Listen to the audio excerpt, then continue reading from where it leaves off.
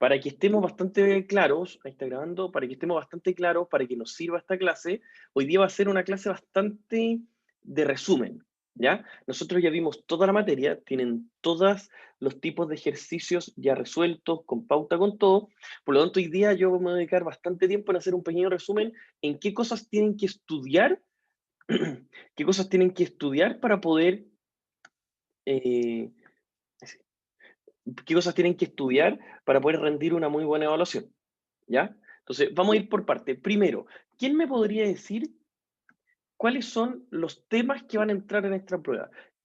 ¿Cuáles son los 5 temas? ¿Sí? ¿Cuáles? Cuentas por cobrar y ¿Ya? deterioro, bueno, de cuentas por cobrar, ¿Ya? efectivo equivalente, el reconocimiento de ingresos, de los impuestos y el inventario. Perfecto, perfecto, tal cual. Vamos a ir ahora uno por uno. Espérenme, estoy ordenando esta cuestión.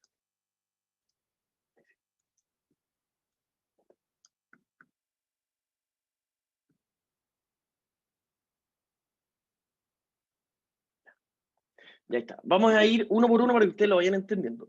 Primero, nosotros partimos por la unidad 1, que tiene que ver con impuestos. Dentro de los impuestos, ¿qué es lo que nosotros entendimos de impuestos? ¿Qué es lo que logramos entender? ¿Qué es lo que son? ¿Cuáles son los tipos que existen? Porque una cosa, y es lo que los alumnos tienden a mecanizarse un poco, es en cómo se ejecuta esto contablemente, lo cual es muy bueno, es importante, es necesario saber, pero nunca pierdan de vista de dónde viene, cuál es el objetivo de esto y entenderlo. Teniendo eso en cuenta, a nivel de impuestos, ¿qué tipo de impuestos vimos nosotros? Sí, yo sé que esto fue hace tiempo, pero tienen que tenerlo muy, muy claro para el sábado. ¿Qué tipo de impuestos? ¿Qué impuestos vimos? Del impuesto a la renta, Ya, el impuesto a la renta, Tomás, perfecto, ¿qué más? ¿Cuál El otro? IVA, impuesto El al valor IVA, agregado. exactamente, el impuesto al Eso. valor agregado, el IVA. Y además yo les mencioné otros tipos de impuestos. Por ejemplo, los impuestos específicos. ¿Ya? ¿Y cuáles eran los impuestos específicos? ¿Quién me podría decir de eso? ¿Sí, Tomás? Los impuestos están relacionados al alcohol, a los cigarros. Exactamente, Y es decir, un arancel que cobra el fisco a productos puntuales.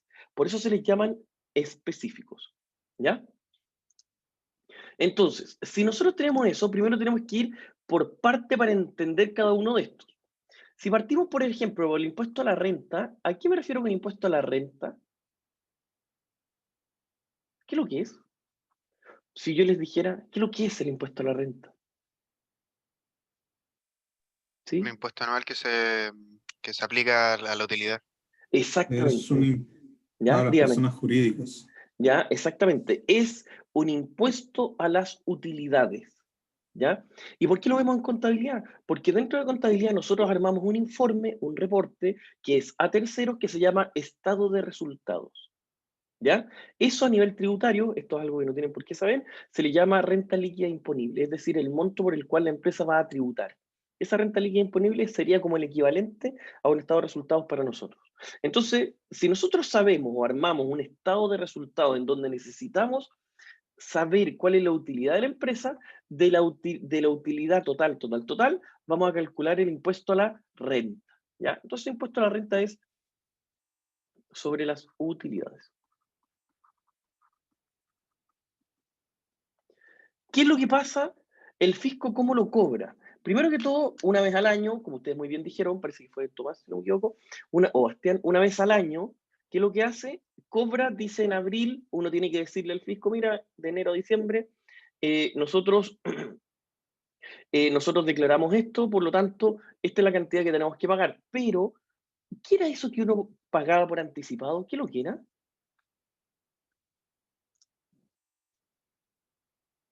El PPM. ¿Y qué lo Es que un era gasto eso? provisional ¿Ya? para el pago al fisco de forma mensual. eso. Exactamente, Javier, muy bien.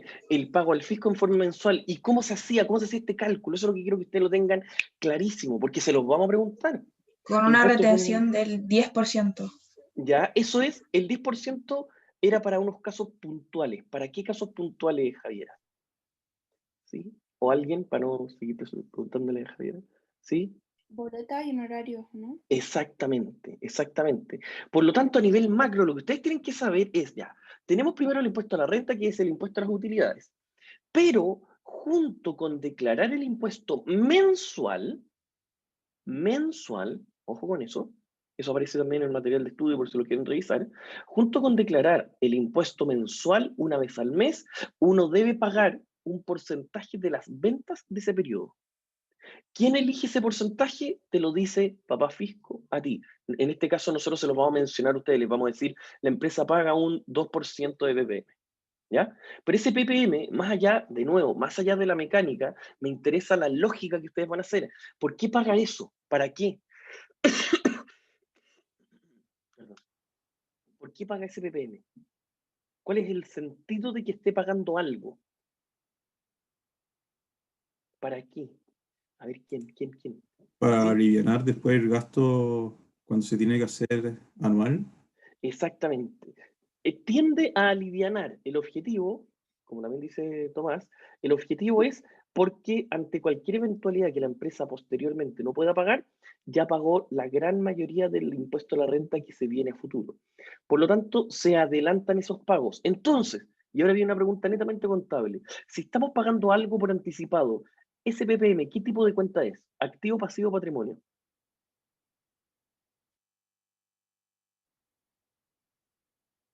Cuando pagas ¿Activo? Activo. activo, perfecto. Esas son de las típicas preguntas que le podemos decir. ¿El PPM qué es lo que es? ¿Cómo se contabiliza? Ya, entonces, nosotros además vamos a tener algo que se llama PPM, que es lo que les acabo de explicar. Perfecto. Ahí lo voy a anotar acá. Activo.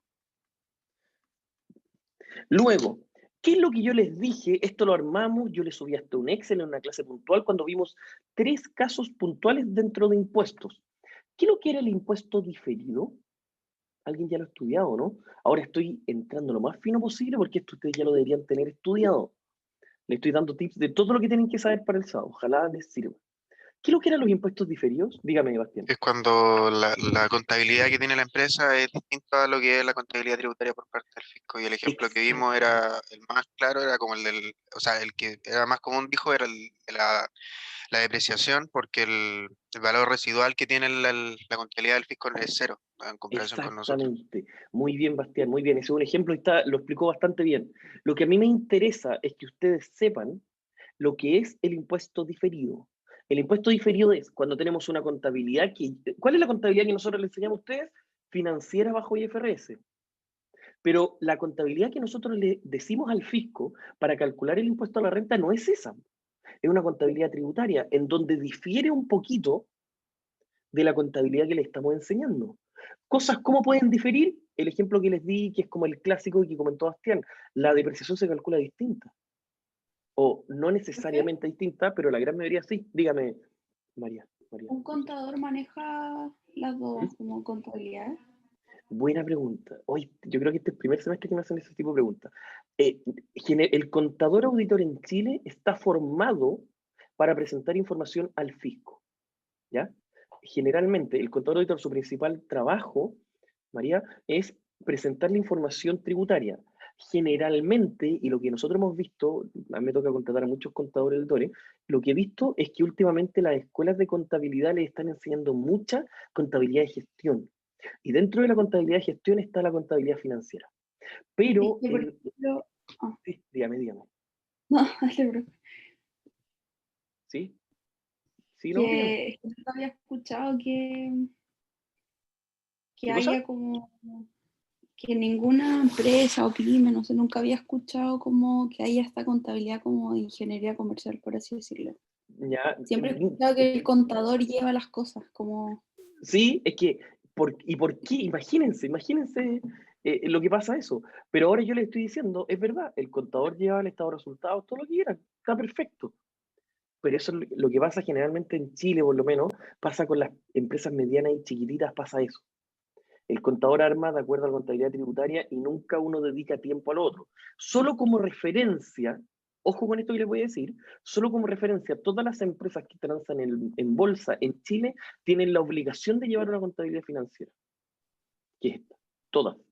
Ah, Si ustedes se meten, imagínense, yo les mostré una vez lo de Cencosud, si no me equivoco les mostré en Tel, o eso fue en Contado. Bueno, si ustedes ven el estado financiero de Cencosud, eso es financiero, eso no es tributario. Eso no lo hace, no es contabilidad tributaria para el fisco.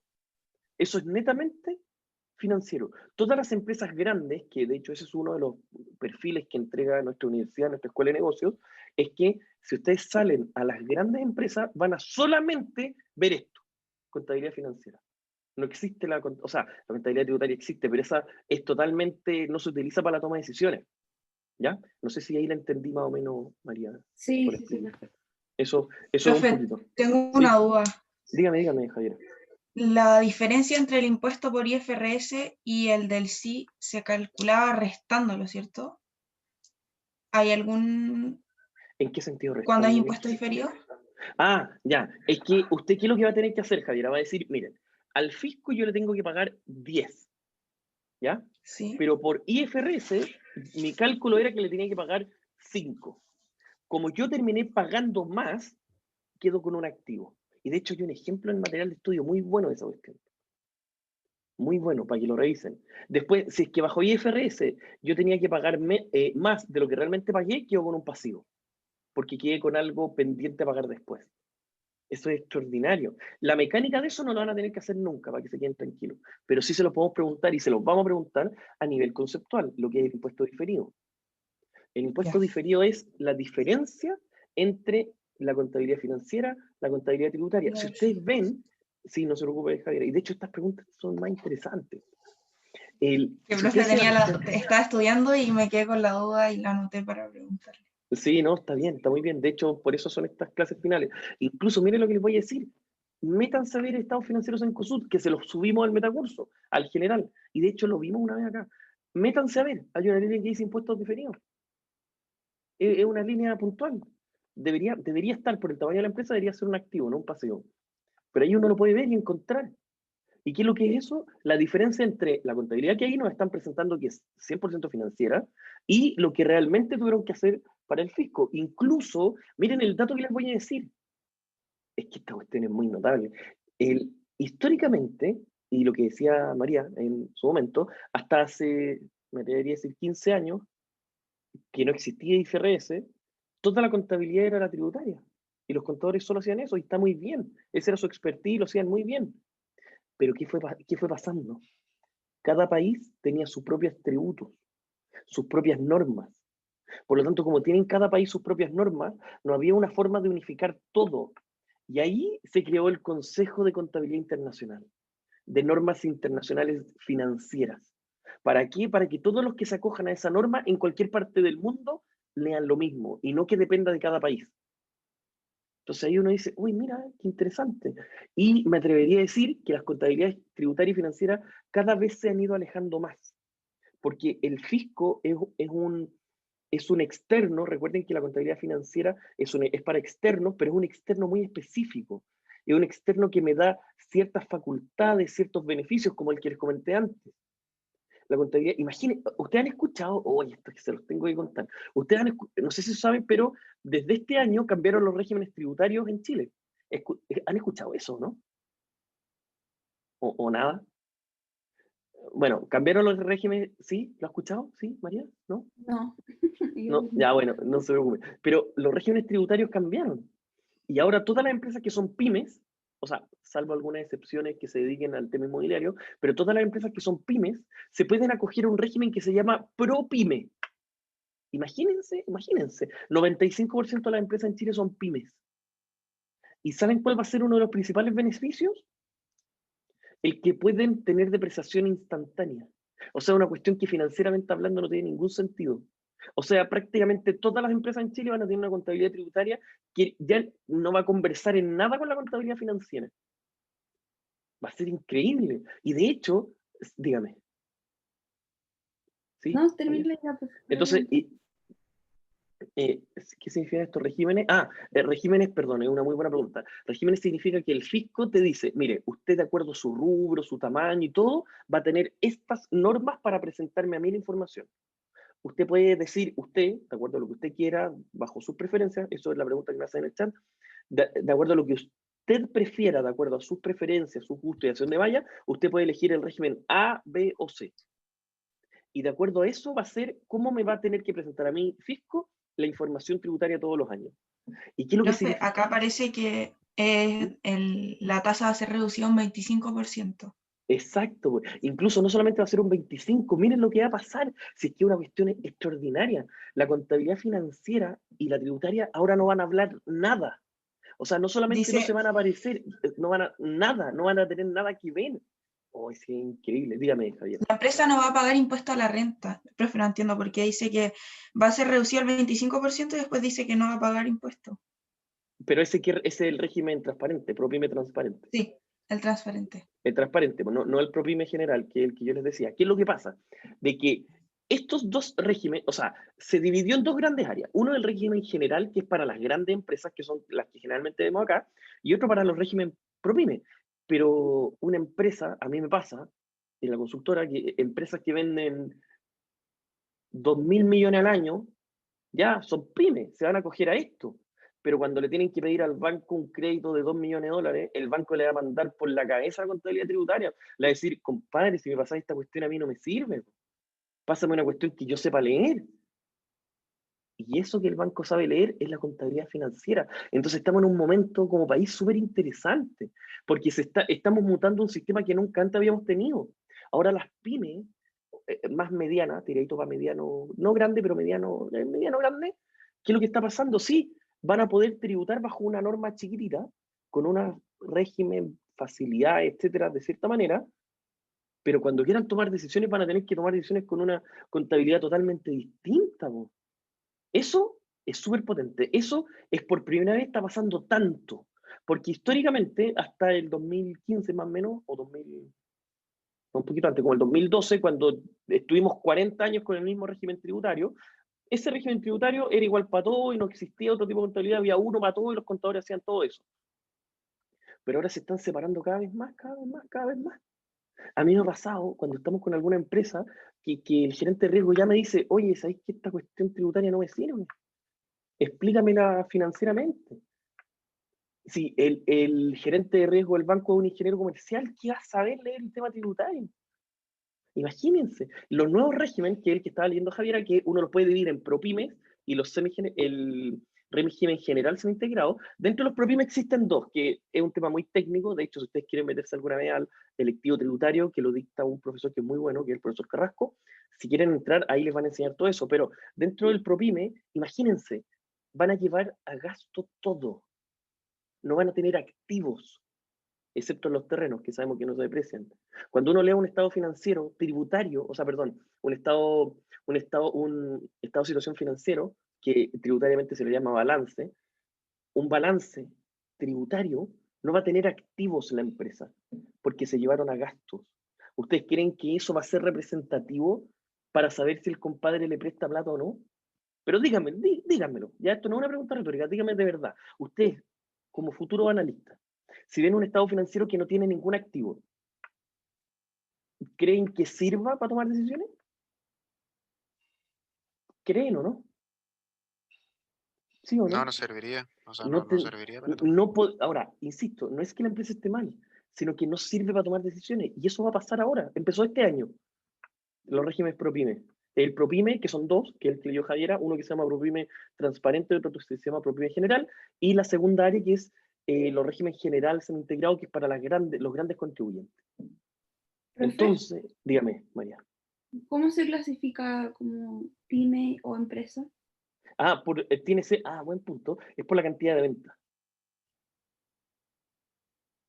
Que son como desde los 2.500, casi 3.000 millones al año, deja de ser pyme de venta. ¿Ya? Ya, sigamos, para que no nos salgamos. Ese era un pequeño paréntesis, solo para que ustedes se den cuenta de que los impuestos diferidos van a ser un temazo de aquí a un mediano plazo.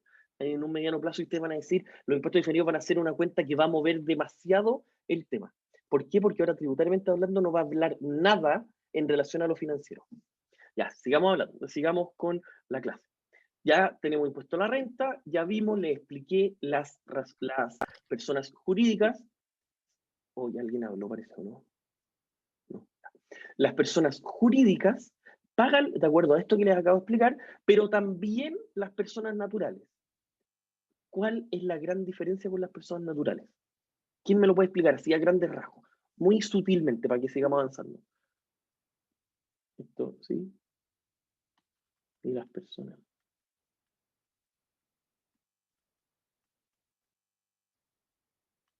¿Sí? ¿Y las personas? ¿Qué pasa con las personas?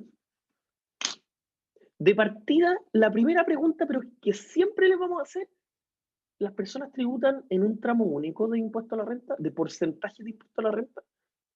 ¿O no? ¿O hay tramos? Ya, pues sí, te lo vimos. Pues. Hay tramos, tendría que ser lo del impuesto como único. Ya, exactamente. Hay tramos. ¿Ya? Hay tramos. Entonces, lo que ustedes tienen que saber simplemente, hasta este nivel de profundidad en el curso, es que ustedes tengan la capacidad de decir, a ver, las personas pagan por tramos. ¿Cuál es el PPM o impuesto por adelantado que pagan las personas? En la retención de la boleta de honorario o el impuesto único que se les paga a través del sueldo a las personas con contrato de trabajo. Eso es todo lo que tienen que saber, para que no se compliquen más que eso. ¿Ya? A todo esto ya sabemos más o menos cómo son las pruebas y que lo estoy tratando de orientar hasta ahí. Eso es todo lo que tienen que saber a nivel Profe, de persona natural. Dígame, Bastián. y si son por tramo, entonces, ¿cómo es un porcentaje más que se tiene que retener entonces de la boleta de honorario? No, ¿O no, menos? Porque la siempre boleta es de el honorario mismo. es siempre el mismo, la boleta de honorario siempre es el mismo. Ah, pero va a depender de cómo, bueno, es como también se aplica la misma utilidad, pero como de la persona, o sea, de cuánto gana y a partir de Exacto, eso. una persona que gana 5 millones al año no paga impuestos. ¿Se acuerdan que Y les el dije? 10%, el 10,75 va a ser distinto al que pague 600, al que Exacto. tenga como 600.000 de ingresos mensuales. Exacto, en cambio una persona que gana 80 millones al año va a pagar un 40%. Sí, ¿ya? Sí, no hay problema. Entonces, Profe, dígame, Tomás. usted mencionó boletas de honorario, ¿y cuál era el otro tema que mencionó? Ah, es que boleto honorario, Tomás, es cuando una persona, ahí me faltó a lo mejor, es que estoy tratando de ir tirando puntos nomás. Una persona, Tomás, puede recibir ingresos con tu agente retenedor, es decir, la persona que te paga sueldo, de dos formas nomás, ¿ya? O uno trabaja con boleto honorario, no sé si alguno de ustedes es ayudante de algún ramo, pero uno tiene que hacer una boleto horario para que le puedan pagar, y la otra forma es cuando uno está con un contrato de trabajo, ¿ya? Cuando uno tiene un contrato de trabajo donde te pagan imposiciones y todo, tu empleador también te paga un PPM, y ese PPM se llama impuesto único, ¿ya? ¿Estamos, Tomás? ¿Sí? Profe, ¿Sí? lo Dígame, de sí, la María. boleta y ¿Mm? honorarios tiene un tope de edad que te retienen el 10,75, ¿no? No, no. Y el otro día escuché que era hasta los 50 y tantos que te ¿Que el que te 10%? devolvían, ¿sí? No, no, o por lo menos yo no estoy enterado, para ser muy yo, humildemente hablando, digo, no estoy enterado, nunca lo he visto, la verdad, y tengo entendido que no, pero mm, eso ya sería hilar muy fino, porque siempre, como ustedes ya se habrán dado cuenta, el tema tributario, siempre hay algunas excepciones, ciertas personas pueden no pagar el 10% con ciertas características, a nivel macro es lo importante, María, a nivel macro, un boleto de horario, listo. Si existe alguna excepción, puede ser, y eso siempre va a existir. Para eso están los especialistas tributarios, que son los contadores auditores, que son unos genios para eso. ¿Ya? Ya, Profe, Estamos claros. entonces, ¿el ¿Sí? impuesto único se aplica cuando se hace como un contrato, había dicho? Como Exacto, contrato de trabajo. ¿Ustedes con- han escuchado lo que es un contrato de trabajo? Una persona con un contrato que le pasa una sí. liquidación de sueldo, imposiciones. Tu empleador, aparte de pagarte las imposiciones, tiene que pagar un PPM a nombre tuyo. Y ese PPM se llama impuesto único. ¿Y también se hace como según como lo que voy a ganar o va variando Exacto. o siempre va a ser? Ah, No, ya. ese va variando. Ese va variando, a diferencia de la boleta de horario, que es siempre el 10,75%. Ah, ¿Ya? ya, ese Independiente, porcentaje, el único va, o sea, el impuesto único va variando el porcentaje de exacto, lo que va a tener dependiendo que del pagar mi monto que tenga. empleador por mí. Ah, ya. Exactamente. De hecho, sí, pero ya, es que podríamos entrar mucho más profundo, pero dejémoslo hasta ahí, para que no se complique. No va a ser más profundo que eso. De hecho, ya estamos siendo muy profundos en esta materia. Ya, entonces, quedamos clarito en todo esto que hablamos, impuesto a la renta. Ya. Después nosotros vimos un impuesto que es el que, mecánicamente hablando, sí, dígame, María. ¿Sí? no se me prendió solo, perdón. Vale. Luego nosotros vamos a centrarnos en un impuesto, en un impuesto en el cual, algebraicamente hablando, y a nivel de preguntar en ejercicios, es mucho más profundo. ¿Cuál? El IVA. ¿Qué característica tiene el IVA?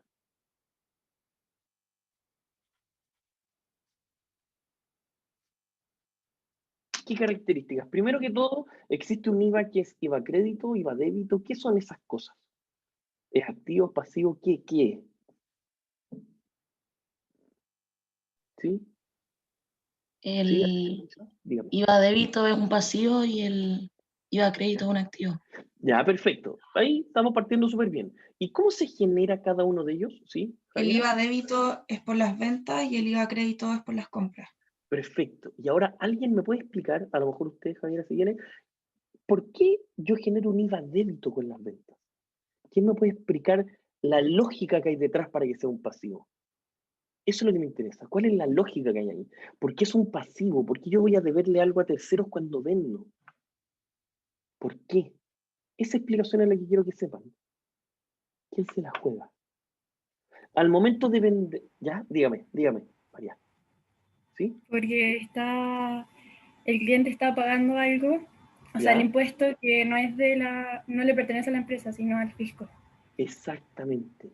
Cada vez que yo vendo, me van a pasar un dinero, me lo van a, comillas, prestar y yo se lo tengo que pasar al fisco.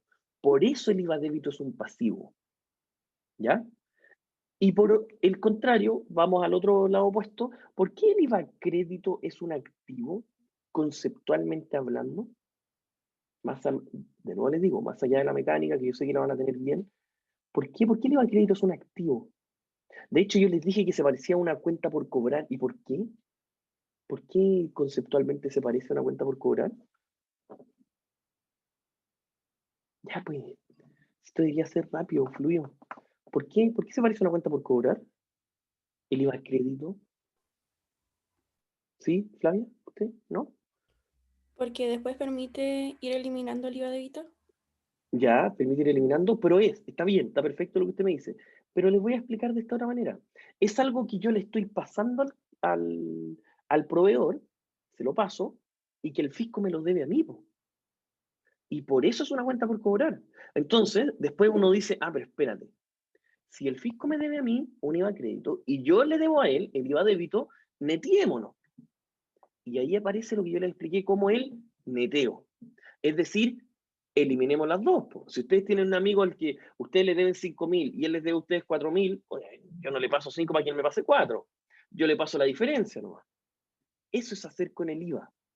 ¿Y qué es lo que es el neteo? Eso. Recuerden, ese ejemplo salió bueno. Si ustedes tienen un amigo que le deben 5.000 y él les debe 4 a ustedes, hagamos el neteo. ¿Cuál sería el neteo? Decir, a ver, yo te debo 5, tú 4, restémoslo, ya. Eliminamos el más chico, es decir, tú ya no me debes nada a mí y yo te debo a ti solo la diferencia, solo los 1.000. Eso mismo es lo que pasa con el IVA, entre el IVA crédito y el IVA débito. Eso es, el IVA débito es una deuda que nosotros tenemos con el fisco, por lo que ya les expliqué, un cliente me pasó plata que yo soy un intermediario nomás, yo se la debo al fisco y luego yo le pasé plata a un tercero en el cual el fisco me la debe a mí. Y ahí decimos, a ver, pero espérate, si yo le debo al fisco, el fisco me debe a mí, netiémoslo, ¿ya? Neteo. ¿Y cuál va a quedar? El mayor solamente. Entonces, como queda solamente el mayor, ahí vamos a ver. Puede que el fisco me quede debiendo a mí. Yo siempre hablo muy bien de nuestro querido fisco, pero si el fisco me debe, no me la va a pasar en plata. ¿Qué es lo que va a hacer? Si el fisco me debe, me lo va a retener ahí como a favor mío, ¿ya? Para que cuando yo le deba a futuro, me lo descuenta, pero no me lo pasa nunca en efectivo. Por otro lado, si yo le debo al fisco, tengo que decirle al mes siguiente, sí, fisco, yo te debo esta luquita de diferencia, te la pago. Ese es el IVA que uno paga, ¿ya? Quedamos claros. Incluso, si no me equivoco, en la nota técnica cuando le escribí les puse el caso de lo que está pasando en Chile ahora, de que uno puede, ese IVA crédito, el remanente, como estamos en pandemia, etcétera, etcétera, ese IVA crédito, el fisco dio la opción de poder solicitarlo de vuelta. ¿Se acuerdan de ese ejemplo o no? ¿O no? ¿Nada? ¿No? ¿Sí? ¿No? Ya, bueno. Sí. ¿Sí? ¿Se Sí. acuerdan de eso? De que yo les puse que, imagínense, nosotros teníamos de que ustedes por haber comprado durante época un poquito más alta, enero, febrero, tuvieron mucho IVA crédito, no pudieron vender por la pandemia porque se cerró todo en el fondo y nos quedamos con un remanente de IVA muy grande. Entonces, ¿qué fue lo que dijo el fisco? Estimados, yo nunca lo devuelvo, pero ahora voy a hacer una excepción. Para que ustedes tengan un poco de liquidez de cosas que ya pagaron, yo les voy a devolver ese remanente. Por esta vez vamos a hacer la excepción. ¿Ya? Eso fue lo que hizo el fisco y eso ahora lo pueden entender bien esas medidas. Ya, sigamos. Entonces nosotros ya sabemos que tenemos IVA crédito, Crédito, qué feo. Crédito, IVA. Débito, este es un pasivo, que ya entendieron por qué. Este es un activo. Ya, perfecto. ¿Qué otra cosa tenemos que saber del IVA? Otra cosa que es interesante que sepan es cuando yo les digo cómo calcular o cómo tener una noción de si tengo saldo final positivo o negativo. ¿En qué sentido? De que el IVA es un impuesto al valor agregado. ¿Por qué se le llama impuesto al, comillas, valor agregado? ¿Por qué? ¿Por qué impuesto al valor agregado? Si ya vimos, dijimos, oye, Porque dígame. al Uy, valor del producto se le agrega un porcentaje. ya, se le agrega un ¿Puedo escuchar, porcentaje. por favor? Ese, sí, ahí sí, perfecto. Ya, pero no Que es por sería eso que al valor neto se le ya, agrega el bruto. ya, exactamente, al valor neto se le agrega IVA y queda el bruto. Perfecto, Javiera, pero esa no es la razón de por qué se le llama impuesto al valor agregado. ¿Quién se acuerda por qué se llama? Puede Sí, ser porque uno lo que termina pagando es en realidad el porcentaje del valor agregado que se le da, porque se le descuenta exactamente, el IVA lo que se crédito. requería. Sí. Exactamente, Daniel, perfecto. Esa es la explicación, lo que dijo Daniel, porque lo que uno termina efectivamente pagando en el fisco, recuerden, yo te debo a ti 5, tú me debes a mí 4, te pago solo 1.000. Ese 1.000 es el 19% en Chile, a menos que le digamos lo contrario, pero siempre va a ser 19%.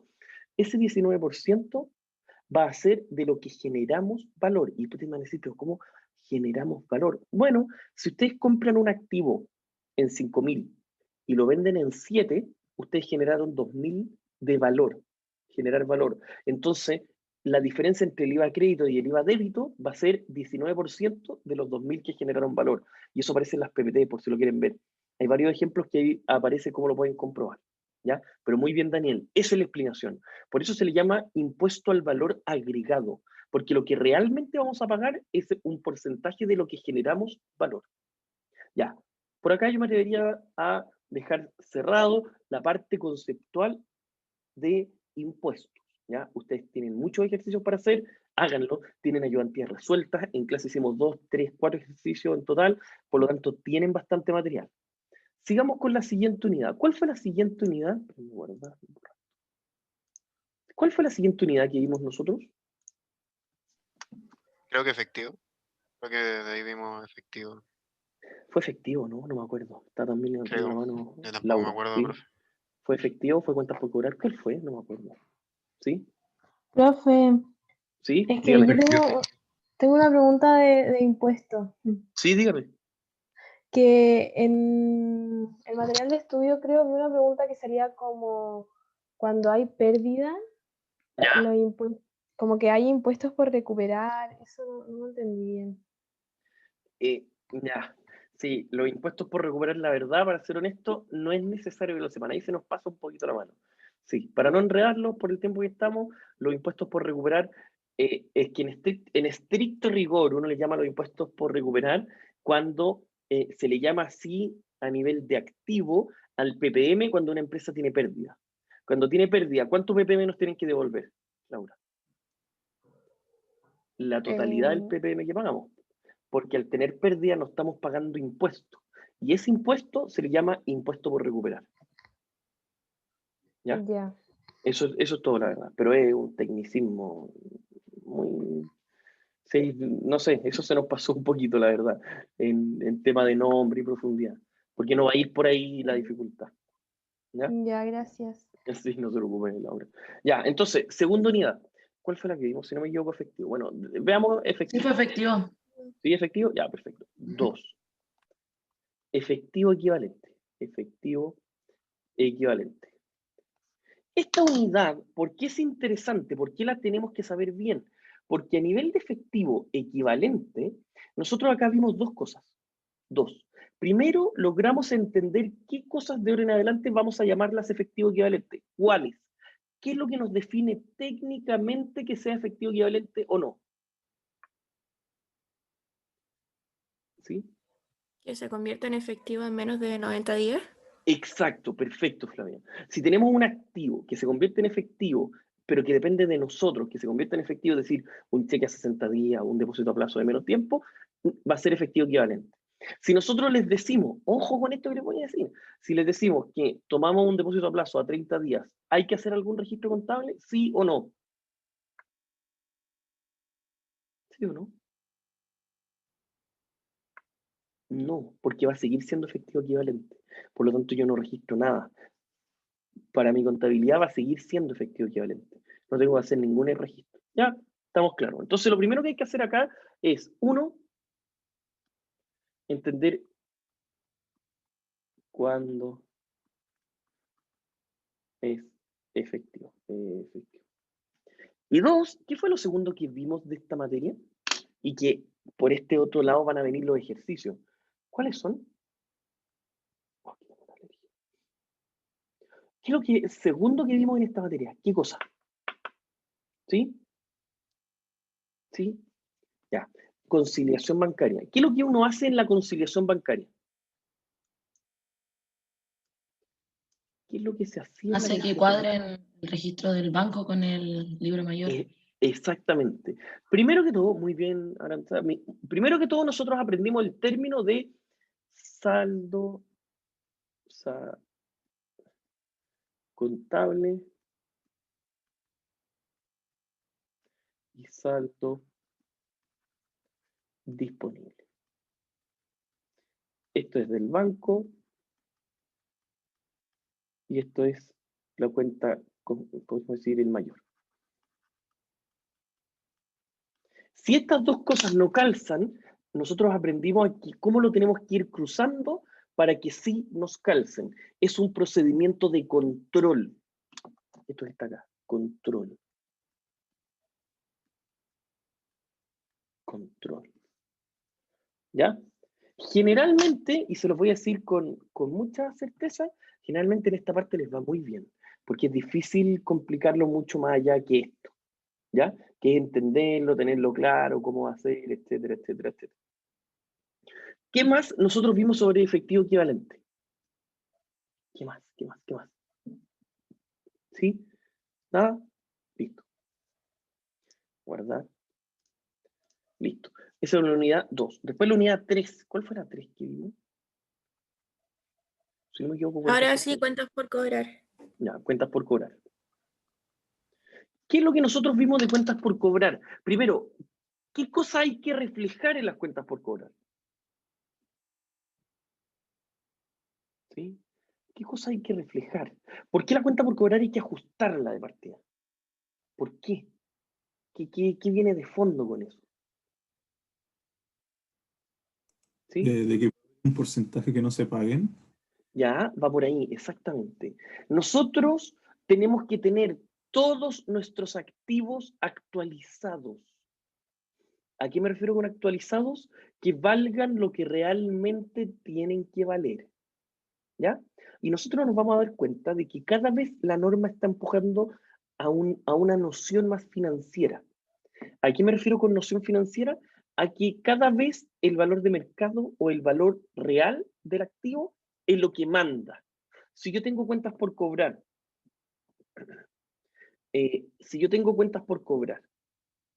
que en realidad voy a cobrar un 90% de esas cuentas, yo tengo que deteriorarlas. Ese es el objetivo. Por eso esta cuenta, esto en estricto rigor, esta materia debería ser, o se llamaba antiguamente, deterioro de cuentas por cobrar. Porque nosotros actualizamos el valor. Es nosotros poder decir esto, que de mis cuentas por cobrar, ¿cuánto realmente me van a pagar?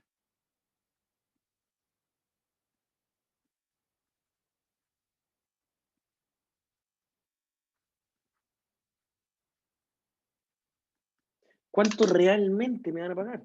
Por lo tanto, si nosotros sabemos que hay una parte que no me la van a pagar, ustedes qué es lo que van a tener que hacer, decir, oye, chuta, lo tenemos que llevar a gasto. Pero el objetivo de llevarlo a gasto no es llevarlo a gasto cuando me avisen que no me van a pagar. El objetivo de llevarlo a gasto es llevarlo a gasto en el momento que hice la venta. Ese es el punto. Esa es la razón de que exista eso. Si nosotros se los preguntamos, esa es la explicación. Es decir, reflejar el estado de resultados cuando vendí. ¿Ya? Cuando vendí. Ahora, ese descuento, y esto se une mucho con la materia final que vimos de ingresos, ese descuento, ¿dónde miércoles lo reflejo? ¿Dónde? ¿En qué parte del estado de resultados? Y ahí viene una pregunta súper interesante en relación a ingresos. ¿Dónde? ¿Dónde? ¿Como gasto, como disminución de venta, como costo, como otros ingresos? ¿Cómo? ¿Como costo? Ya, exacto, Tomás, muy bien. En estricto rigor, si es que uno tiene la estimación al inicio del periodo, esto se los digo porque me ha pasado en la vida real. Si uno tiene la estimación inmediatamente, uno no lo tiene que llevar a gasto por incobrabilidad cuando crea el EDI. Uno lo tiene que descontar arriba del margen bruto. ¿Queda claro? Uno tiene que descontarlo arriba y uno, por lo tanto, va a decir, el porcentaje de margen bruto ya incluye el descuento, de mi incobrabilidad. Eso es clave y eso cambió. Por eso puede que ustedes encuentren material en donde no aparezca así. ¿Ya? Por eso cuando nosotros pasamos cuentas por cobrar, se lo explicamos de una manera y después cuando llegamos a ingresos les decimos, ya, pero espérense, ya logramos entender el cálculo, el concepto de la cuenta por cobrar. Ahora vamos a la segunda patita, que va muy ligada, es decir, un porcentaje o una incobrabilidad, ¿dónde tiene más certeza? Pero véanlo a nivel lógico. Yo trato de que sea esto lo más intuitivo posible. Si ustedes saben que vendiendo 1000, realmente van a cobrar 900, los ingresos ¿deberían ser 900 o deberían ser 1000? Los ingresos. ¿Cómo creen ustedes? Esto lo vimos el lunes en la tarde. ¿Se acuerdan o no? Ya pues. No. ¿Cuál era la diferencia entre ventas e ingresos? Que ingresos es lo que yo realmente voy a percibir. No ahora puntualmente, eso es flujo, sino que yo lo que realmente voy a percibir por haber hecho esa transacción, es por haber ejecutado ese contrato entre el comprador y el vendedor. Esa es la diferencia. Por lo tanto, si yo tengo actualmente una venta de 1000, pero yo estimo que 100 no me los van a vender, esos 100 no los voy a colocar como gasto por incobrabilidad, los voy a descontar inmediatamente de la parte de arriba. Por lo tanto, mi margen bruto va a cambiar. ¿Y por qué necesitamos que esté incorporado ahí arriba? Porque todas las personas que armen estados financieros lo van a armar así. Y si yo quiero comparar estados financieros, el de acá, el de allá, el de otro país, tenemos que tener la misma uniformidad, que es uno de los principios contables que vimos en la clase 2. Uniformidad. Por lo tanto, si nosotros necesitamos tener la misma uniformidad, tenemos que leer si algunos colocan la incobrabilidad debajo como gasto y otros lo colocan arriba como ingreso, no tiene sentido la contabilidad financiera, o al menos no tanto sentido como debería tener. Por lo tanto, se llegó a la conclusión de que toda incobrabilidad, si está estimada, es decir, no es que si yo diga, mira, yo tenía estimado que me pagaban todos, esa era mi estimación. ¿Cuál es la estimación? Que me paguen todos. Si alguien no me paga, ahí recién lo llevo a gasto por pérdida. Ahí recién, no antes. Si yo tengo una estimación de que me van a pagar menos, eso lo tengo que descontar de la línea de más arriba. ¿Ya? ¿Queda claro? Ya. Profe, Sigan. Sí. es que en verdad, o sea, aunque lo viéramos como el gasto por la estimación del EDI, o sea, para Sí. estimarlo y todo eso, aún así entonces eso sigue siendo como costo, ¿lo vemos? ¿A eso se refiere? ¿O A al eso EDI? me refiero. Ah, No, ya. porque el EDI, al ser una estimación, el EDI ya sabemos que es una contracuenta de activos. Una cuenta de activos, sí. Sí, pero el gasto por crear el EDI, Bastián, ahora nosotros lo tenemos que ver. Si tenemos esa estimación, la tenemos que colocar arriba. Al costo. Arriba. Ya. Exacto. Uno Claro, que lo puede afecta al pensar margen bruto. y afecta el margen bruto. Si uno lo descuenta de venta o descuenta de costo, en realidad a mí me da lo mismo. Lo importante es que descuenta el margen bruto. ¿Ya? Ya, Por eso las perfecto. preguntas que están en el material de estudio dicen, ¿cuál es el margen bruto? O después decimos, si tiene tal venta, tal costo, tanta estimación, tanto, tal manera, ¿cuál es el margen bruto? Ese es el objetivo, saber cuál es el margen bruto, ¿ya? Porque eso es lo que les va a pasar en la vida real. Ustedes cuando vean una empresa digan, ah, esta tiene un margen bruto de tanto porcentual y este de tanto. Y ahí van a decir, ah, este es más eficiente con sus compras que este. Así se analiza una empresa. Sí, alguien me estaba haciendo una pregunta. Perdón. Yo, Sí, es que dígame. ahora me perdí porque lo que tengo que descontar arriba del margen bruto es la creación del EDI o el EDI por sí mismo. Es que la creación del EDI es lo mismo que el EDI, solo que la cuenta EDI, Flavia, es una contracuenta de activo. Entonces, ¿cómo uno hacía el asiento de creación del EDI? ¿Qué cuentas movía? Gasto por EDI y EDI. ¿Ya? Ya. El EDI es un activo, por lo tanto no se mete en el estado de resultados. El gasto por EDI ahora va a ir arribita, va a descontar los ingresos. Y eso lo vimos en la última clase. A eso voy. Ya, muchas Ese gracias. gasto por... Sí, no se preocupe. Eso es súper bueno que lo vayamos ahora procesando, por eso es interesante. ¿Ya? Ya, sigamos. Después nosotros vimos... Espérenme, borrar todo. ¿Ya? Después viene la unidad 4. A ver, un color ya, el café. Unidad 4. ¿Cuál fue inventario?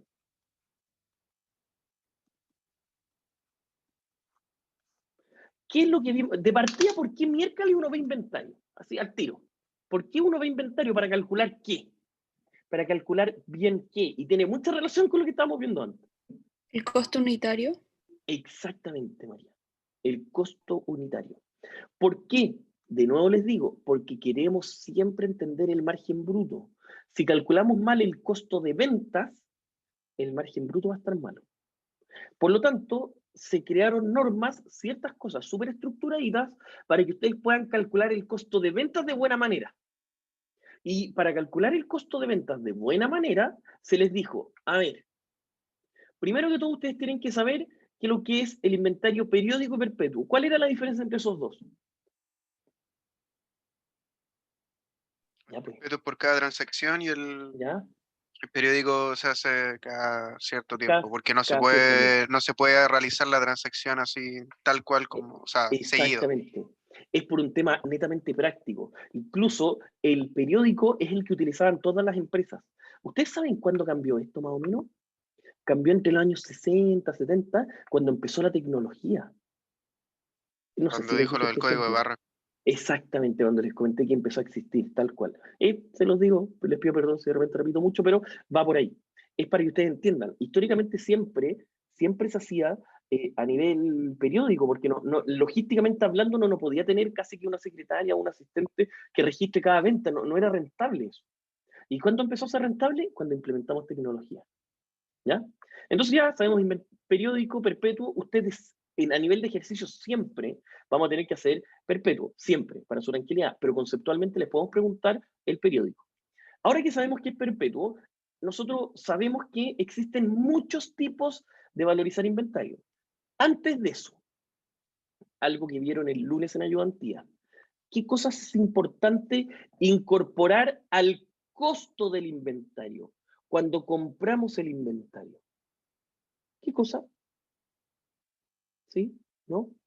Esto lo vieron en ayudantía, en un horario de primer nivel. ¿Qué cosa uno incorpora? ¿Sí? Dígame, Mario. Todo lo necesario para que el inventario esté en bodega. Exacto, esa es la explicación, pero perfecta. Todo lo necesario para que el inventario esté disponible. Todo lo necesario para que el inventario esté disponible. Si ustedes compran el inventario SIF o FOB, es clave. Asumamos que lo compran FOB, es decir, falta el seguro, el traslado, todo el tema. Lo tienen que traer, van a tener que sumarle traslado o flete, los seguros necesarios, y una vez que llega van a tener la adquisición completa de inventario. Completa. Ya, lo tenemos. ¿Qué cosas son las típicas que tiramos como distractores que no son parte del costo? ¿Qué creen ustedes? Esto se los tiene que haber dicho Isidora. ¿Qué cosas son las típicas? Por ejemplo, si yo les digo, traemos una máquina de Europa, el flete es tanto, seguro es tanto, al poder instalarla tuvimos que cambiar un enchufe, el costo de ese enchufe es tanto, ya todo eso, la máquina funcionando. Y si yo les digo la capacitación de los operarios, ¿eso es parte del costo o no? No. No, No, perfecto. ¿Y por qué? ¿Sí? ¿Por qué? Porque todo, Porque es algo dígame, externo. exactamente, es porque es algo externo y todo lo que uno incorpore a una persona externa no va a ser parte del costo, porque eso yo lo voy a estar invirtiendo en una persona, lo cual está muy bien, pero va a ser gasto por capacitación, no va a ser parte del costo de la mercadería. ¿Ya? Eso es lo primero que hay que saber. Por lo tanto, voy a anotar acá, parte 1, lo que se agrega al comprar mercadería. Mercadería, listo. ¿Dónde pueden sacar un ejemplo? La ayudantía se la hicimos solo para eso. 2. Bueno, ya vimos lo que era perpetuo periódico. ¿Ya? 3. Los tipos de inventario. Les voy a decir al tiro, para que ustedes se tranquilicen, utilizar la tarjeta de existencia no va a ser necesario en la prueba. Se los digo al tiro, por un tema de extensión. ¿Ya? Tiene mucho logística, perdería mucho tiempo demostrando un objetivo de aprendizaje que con pocos ejercicios se puede cumplir. Pero ustedes tienen que saber que existen. Entonces, ¿cuáles son los que sabemos que existen? FIFO, LIFO, promedio ponderado. Ustedes saben que este LIFO, no lo permite IFRS, no en IFRS. ¿Ya?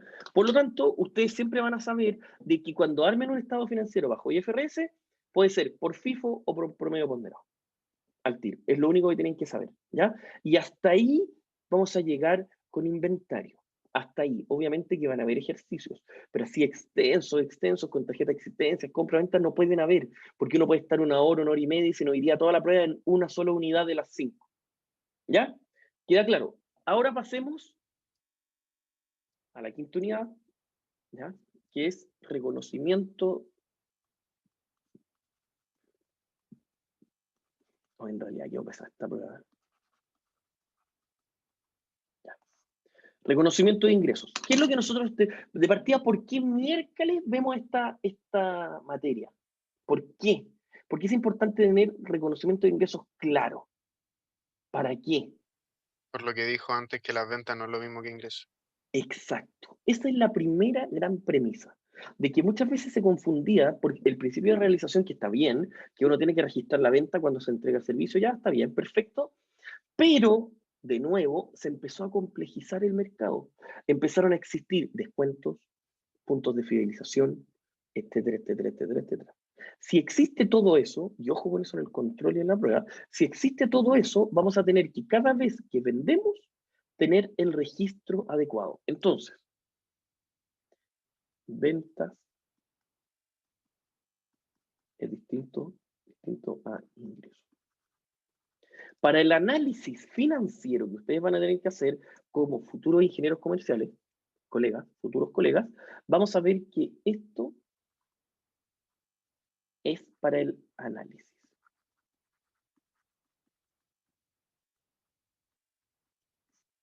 Análisis. Entonces, y este ingresos es el que nosotros vamos a tener que formar y tener claro. Entonces, ¿cómo pasamos de aquí para acá haciendo, comillas, ajustes? Es decir, lo que creo que no me van a pagar, eso es provisión por no pago. Los descuentos por pronto pago, por cantidad, saber cuando hacemos fidelizaciones o entregamos una gift card, ahí nosotros no estamos entregando ningún servicio, pero sí es una venta.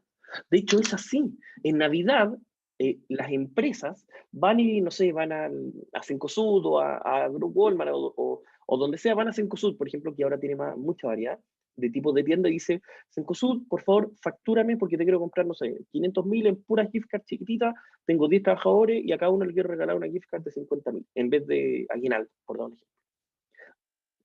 Cencosud nos factura Pero eso que nos está facturando nosotros es una venta, pero no es un ingreso, pues, si todavía no se ha ejecutado el tema.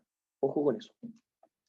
Entonces esto es puntos, fidelización. Profe, entonces los puntos de fidelización, ¿cómo funcionan? O sea, no lo notamos de partida como un ingreso, no, nada No, de... po, es Lo hasta descontamos que al tiro. exactamente. Está perfecto, Bastián, perfecto. Pero, de nuevo les digo, lo importante siempre es la parte conceptual. La parte mecánica la van a tener bien. Yo tengo muchas veces esta sección que le va a ir bien en la parte mecánica. ¿Dónde tienden a complicarse? En la parte conceptual. Porque al entregarles tanto material para que ejecuten y ejercitan, ejercitan, y se pierde el foco. Es decir, es que esto yo lo veía así y siempre lo ejecuto así. Ya, pero ¿por qué? ¿Por qué eso es así? Eso es lo que yo necesito que a ustedes les sirva. ¿Ya? Profe, Hasta acá. Sí, dígame, Flavia. ¿y cómo sería el ejemplo? O sea, por ejemplo, es que no entiendo si un vendedor que le pasaron esa gift card de 50.000 pesos, cuando él vaya a comprar, no sé, se vaya a comprar algo, ¿cómo lo registro? Porque como dijo que no eran ingresos. Como ingreso por adelantado. Pero no, ¿por qué? Es que no entiendo. Porque en estricto rigor todavía no se ha ejecutado el servicio, todavía no me entregan ningún producto. Entonces, una empresa, por ejemplo, Flavia, mire, veamos lo siguiente. Asumamos que, por ejemplo, una empresa realiza una venta de pura gift card, ¿ya? La empresa en sí no está entregando nada todavía.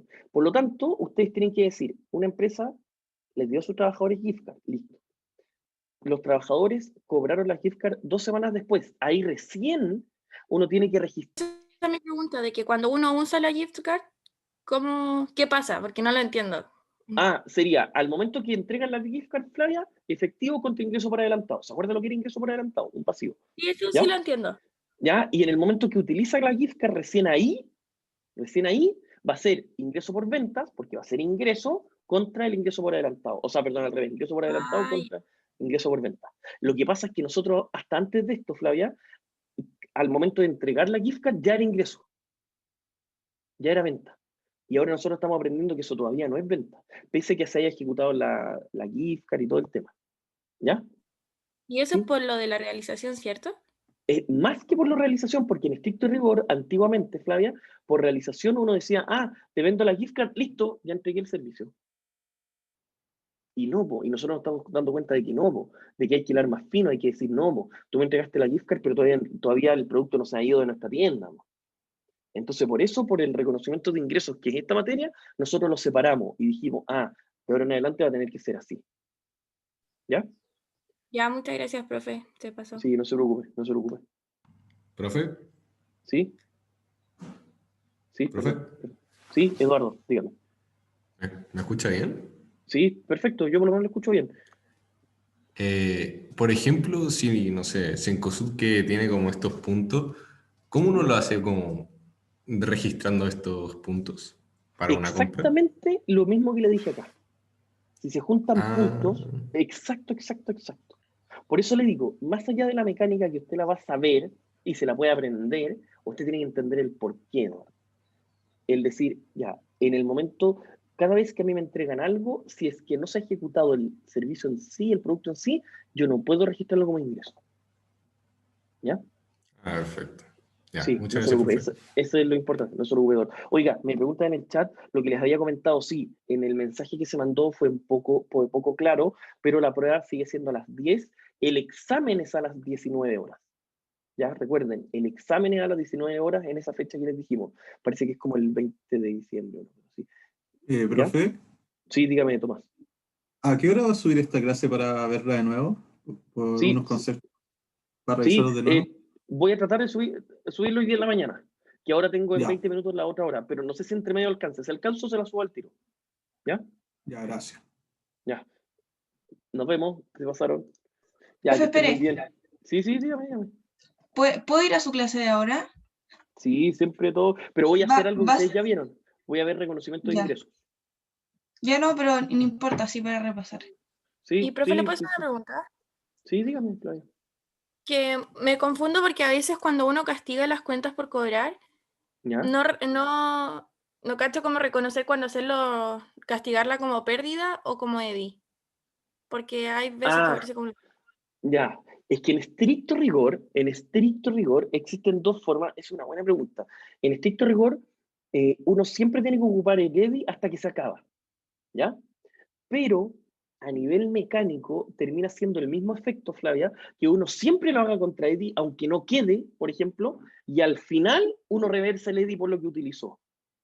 Por lo tanto, el efecto, por eso les digo que lo más importante siempre es la lógica, es que ustedes entiendan, siempre uno tiene que ir consumiéndose el EDI, siempre el EDI, y cuando ya no me queda EDI, sigo con gasto o con pérdida, ¿ya? Pero una de las formas lo hace un colega que yo encuentro que mecánicamente hablando es más sencillo, siempre lo llevan contra EDI, aunque no me alcance.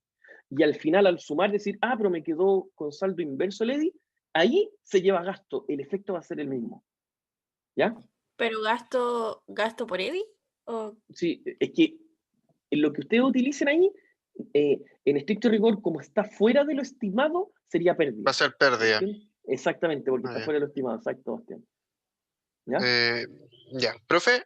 No, sí, era algo también referido con eso. Sí, no Ah, se y preocupe. eso, el EDI entonces, por ejemplo, si me llegase a sobrar, ese como colchoncito que tengo, o sea, en caso de que sea por la Sí, incobrable o cosas así, ¿se acumula para el próximo, se acumula nomás. periodo? Ah, ya. Exactamente. Como un activo no se tiene que eliminar ni nada. Ah, Exactamente. perfecto. Sí. Ahí yo creo que ya están súper claritos, la verdad. Creo que están bastante bien, por lo menos los que participaron se notaba que entendían mucho, así que no debería haber problema. El viernes van a ver un par de horarios de consulta, le pedí 6 horas que escribiera, así que bien, bien. Profe, ¿podría mostrarme un poquito de inventario? Es que creo que quedé con una duda. Es que no puedo. Espéreme, déjeme. Profe, un segundo, no me vuelvan a ver. Sí, no, sí. Sí, no es que no quiera, es que tengo que abrirlo de otro lado. Espérame. Hasta cuando la cierro puedo. Espérame. Documentos. Inventario era el. Profe, ¿una consulta?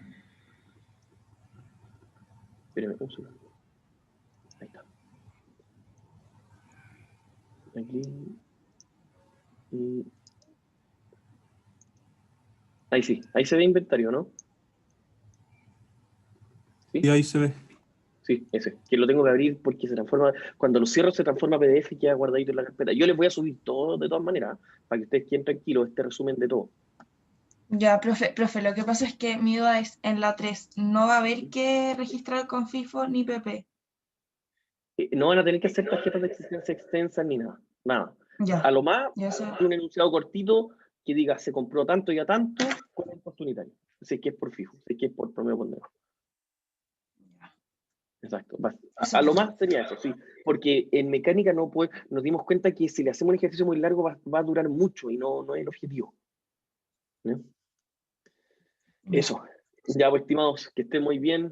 Nos estamos viendo. Chao, profe. Cuídense que esté bien. Profe, muchas Chao, gracias. profe. Gracias. A ustedes que estén bien. Chao, chao.